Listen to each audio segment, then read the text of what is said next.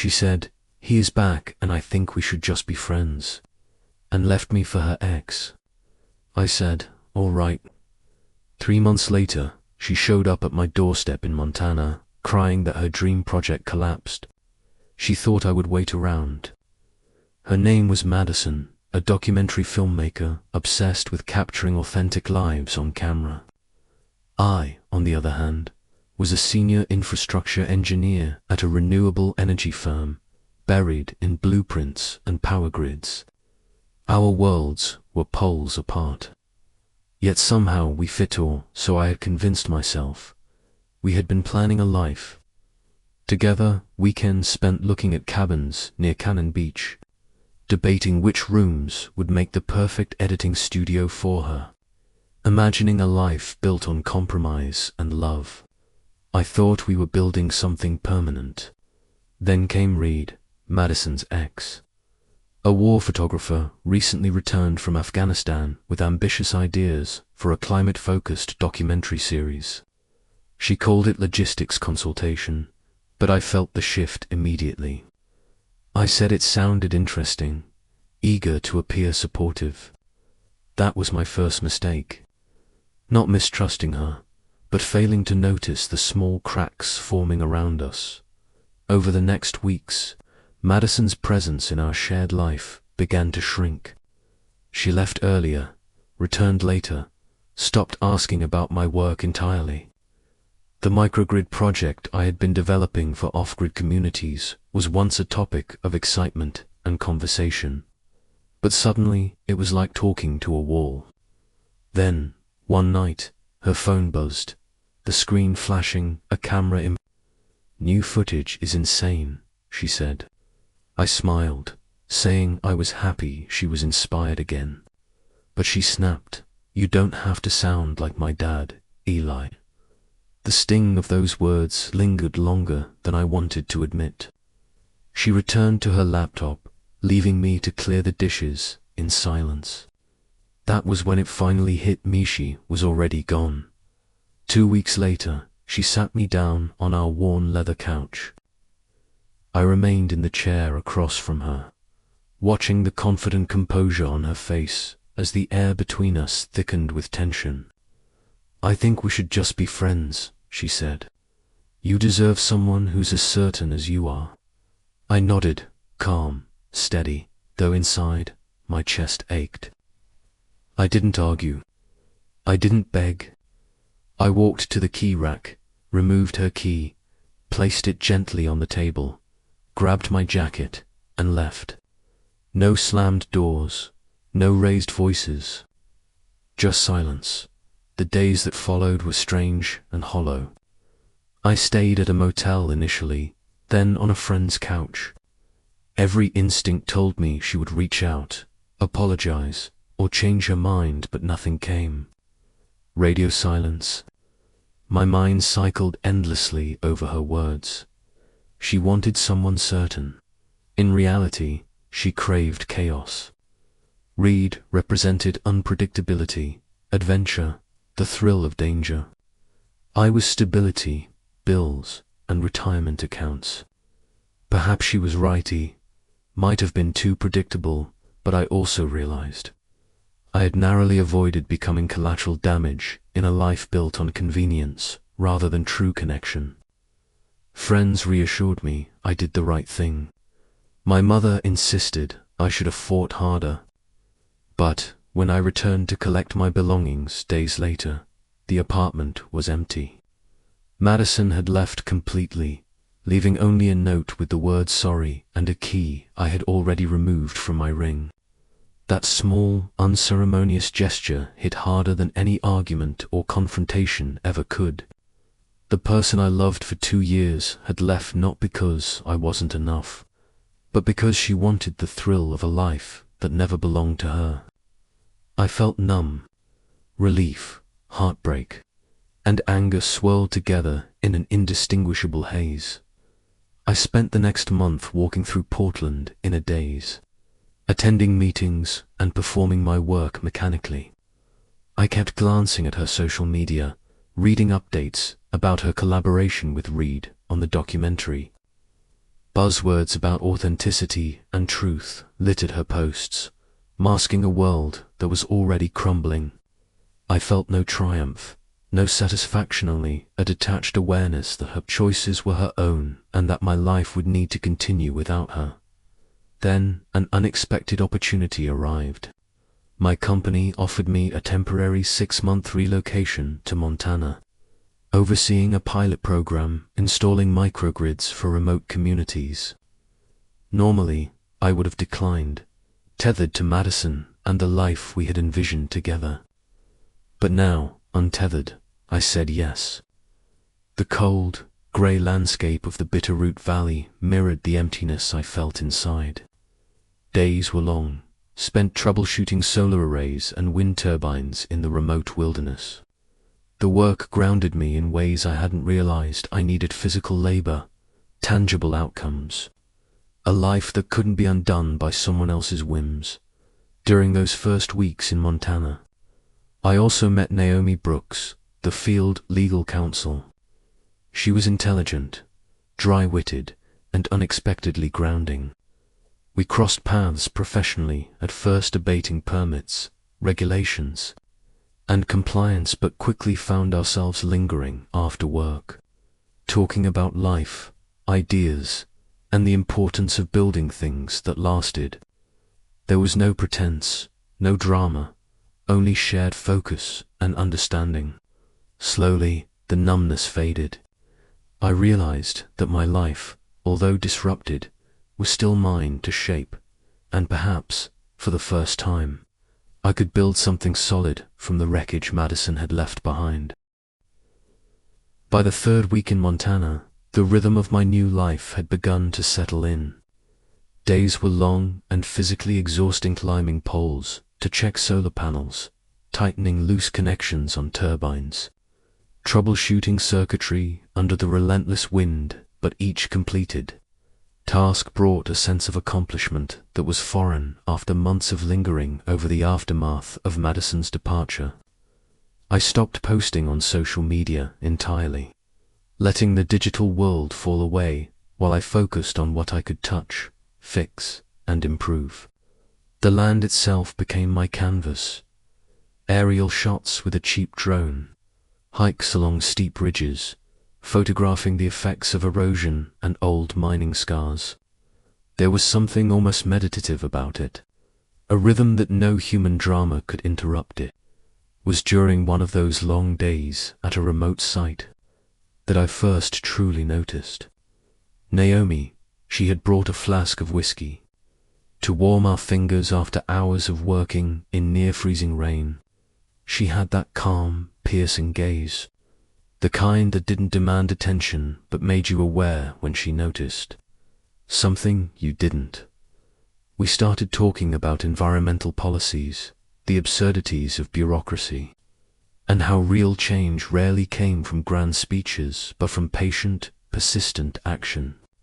The more I spoke with her, the more I realized how refreshing it was to have someone treat me as a complete person, rather than a supporting role in their story.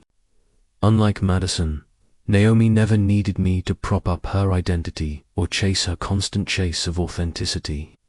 Meanwhile, Madison's world quietly began to crumble, though I only caught glimpses through the periphery of social media. At first, she appeared triumphant, posting about crowdfunding, location scouting, and the most important work of her career. But by the 3rd month, the posts slowed. Descriptions of corporate indifference and the pitfalls of capitalist structures became defensive, almost frantic. Comments pointed out that her narrative lacked clarity, that her documentary was falling apart not because of structures, but because collaboration with charismatic, unpredictable, was doomed from the start.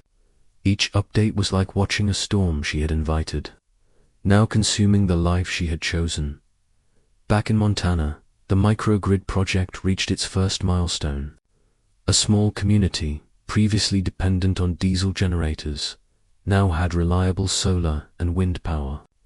The system worked flawlessly, providing clean energy for the first time in decades. Local news picked up the story, then regional outlets, until national publications began to highlight the initiative. I was suddenly the lead engineer on a project that mattered not just to me, but to real people who depended on our work. Naomi slid a laptop across the table one evening, pointing to a grant announcement. Our project had received significant funding for expansion. She smiled, that quiet, knowing smile that had become so familiar. And I realized that this was the kind of recognition that grounded you without needing chaos to validate it. It was in that same moment, standing on the ridge as the wind tore through the valley, that I felt the first true sense of peace since Madison left. The sun was setting, the turbines casting long shadows over the rugged landscape. Naomi and I had grown close over long nights of troubleshooting and campfire debates, but there was no rush, no dramatics. We simply understood each other. A week later, after a particularly rainy day in the field, she leaned across the truck dashboard and said softly, "I think this stopped being just professional." I nodded, smiled, and she kissed me. Nothing cinematic, nothing staged, just to people who had endured enough to know the difference between fleeting excitement and lasting connection. Weeks passed.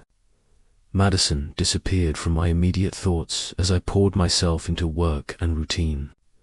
Her social media became erratic, then silent. Reed had left, pursuing a new producer in Denver, abandoning the project Madison had pinned her hopes on. The documentary she had treated as her magnum opus was unraveling, leaving months of effort in chaos. I felt neither triumph nor vindication, the quiet, steady knowledge that life moves on, and that stability, patience, and commitment outlast the glittering illusions of excitement. One crisp November morning, Madison showed up at my field office unannounced. My stomach sank at the sight of her, thinner, dark circles under her eyes. Her magnetic energy slightly dimmed, but unmistakable. She claimed to be filming a piece on rural sustainability, a project that coincidentally overlapped with our Montana microgrid program. I recognized the signs immediately showing up outside formal channels. An informal coffee request, a personal intrusion masked as professional curiosity. I insisted she submit a formal request through PR. She nodded, that familiar sheepish smile playing at the edges of her lips, then asked if we could grab coffee. Against my better judgment, I agreed. The coffee shop was over-decorated and overpriced, but it served its purpose, a neutral space to measure the distance between past and present. Madison tried to make small talk, peppering the conversation with buzzwords and vague compliments. I gave concise answers, neutral, detached. Eventually, she confronted the truth. "You really meant it. You really let go." I told her, gently but firmly, that I had no choice. "You asked me to," I said. Her response was quiet, tentative, tears spilling down her cheeks. Reed had abandoned her. The documentary was crumbling, and she faced the consequences of the life she had chosen over hours. I watched, detached, as the reality of her decisions finally sank in. She had chased chaos and lost stability, the one thing that had been real. After coffee, she left. I called Naomi, told her everything. She listened, calmly, without interruption, asking only how I felt afterward. I admitted honestly, "I feel okay." Madison's visit confirmed what I had already known. Walking away with dignity had been the hardest, but right choice. Stability, trust, and shared values were not just abstract ideals, they were what mattered most. Naomi and I returned to the cabin, back to routine, to the hum of turbines and the tangibility of our work. Life was rebuilding itself, not as a spectacle, but as a structure strong enough to endure storms, chaos, and the fading echoes of those who could not value what they had until it was gone. The winter months in Montana were harsh, but for the first time in a long while, they felt grounding rather than isolating. The microgrid project expanded into 3 additional off-grid communities, each installation more complex than the last. Snow and ice coated every panel and turbine, yet every system we completed brought a quiet, steady satisfaction. Naomi and I worked closely together, our conversations no longer limited to policy or logistics. We debated ethics, sustainability, and the meaning of building something that outlasts any single person's ambition. Our evenings were simple dinners, cooked together in the cabin, the wood stove crackling, the occasional whiskey shared by lamplight. No social media posts, no announcements, no need for validation. Just presence, trust, and consistency. Madison was no longer in my life, but the echoes of her choices still floated faintly around me. I had stopped checking her social media months ago, yet the thought of her occasionally surfaced, her need for chaos, her inability to appreciate stability, the way she had loved only the version of me that fit her ambitions. Then, one morning, I received word through a colleague. She had deleted her entire online presence. No posts, no followers, no account, only a bare profile stating filmmaker without links or connections. It struck me not as triumph, but as the final confirmation that she had chosen a life that ultimately could not sustain her. The woman I had once loved had retreated entirely from a world where stability, accomplishment, and authentic connection existed without drama. Naomi and I continued to grow together. By late December, the Montana program had wrapped successfully, exceeding every projection. Our systems were rolling out to additional communities, and federal interest hinted at potential national expansion. I was promoted to lead a new division focused on rural renewable infrastructure, a role demanding travel, responsibility, and innovation, the exact work I had always wanted. Naomi and I moved into a modest cabin outside Missoula, a space suffused with sunlight and warmth, with room for both of us to work and live comfortably. We didn't speak in grand terms about the future. We simply showed up for one another. It was the kind of relationship Madison could never understand. Built not on fleeting excitement, but on consistent presence and mutual respect. Then, almost as suddenly as she had appeared, Madison returned to my orbit. One morning, she showed up at our cabin, claiming her documentary work required coverage of our Montana program. I recognized the signs immediately showing up without prior notice, casual attempts at familiarity. Naomi calmly assessed the situation, ensuring boundaries were maintained. They had a civil conversation over coffee, polite but edged with tension. Madison observed our home, the simplicity of the cabin, the quiet efficiency of our routines. She admitted, almost wistfully, that Eli and Naomi's partnership was unlike anything she had understood before. "You really work together," she said, almost in awe. Naomi replied simply, "Yes, we do." Madison paused, reflecting. She had once loved the idea of me, the supportive partner, the stable anchor, but she had never seen the person I truly was. Madison left the next day, and I blocked her from social media, from anger, but to ensure closure.